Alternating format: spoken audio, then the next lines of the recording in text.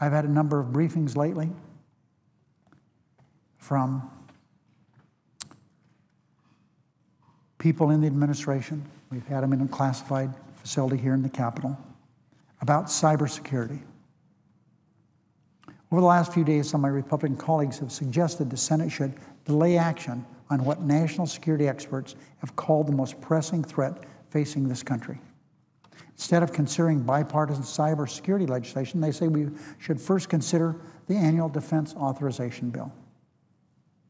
I argue we need to move rapidly to address a gaping hole in our defenses against cyber attack. The director of the FBI, Robert Mueller, said that cyber threats will soon overtake terrorism as the most significant threat to our national security. And in the minds of some, Mr. President, it's difficult to separate cybersecurity and what people are trying to do and have tried to do every day. It's the same as terrorism. It's just a different form.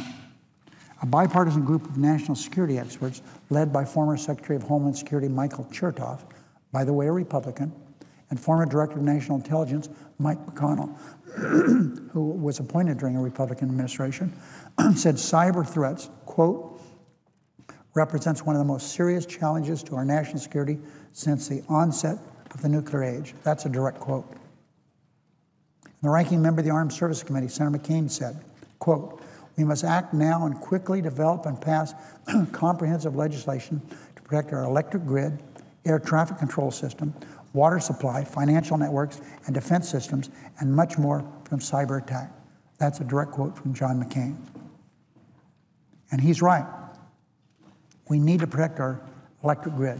Mr. President, you participated. We had over in our classified room, we had a demonstration of how cybersecurity would work, taking down your state, the northeast part of this country. And they would do it so they could do it relatively easily, and it would take weeks and weeks to get it back up. We all watched that. What John McCain said is really true. We must pass comprehensive legislation to protect our electric grid, our air traffic control system, water supply, financial networks, and defense systems, and much more. Any one of these things would be devastating to our country if a cyber attack was successful. Now, John McCain suggested this a matter of months ago, almost a year ago, but the threat has only grown worse in that time. And failing to act on cybersecurity legislation not only puts our national security at risk, it recklessly endangers members of our armed forces and their missions around the world. Service members themselves have been repeatedly targeted by cyber attackers. In one hack last year, more than 90,000 military email addresses and passwords were stolen. And another hack of the TRICARE system, 4.9 million medical records from our military were stolen. If we're serious about protecting our troops, we must protect them against cyber attacks. But acting to secure our critical networks doesn't mean we won't do other things to help the defense industry, of course.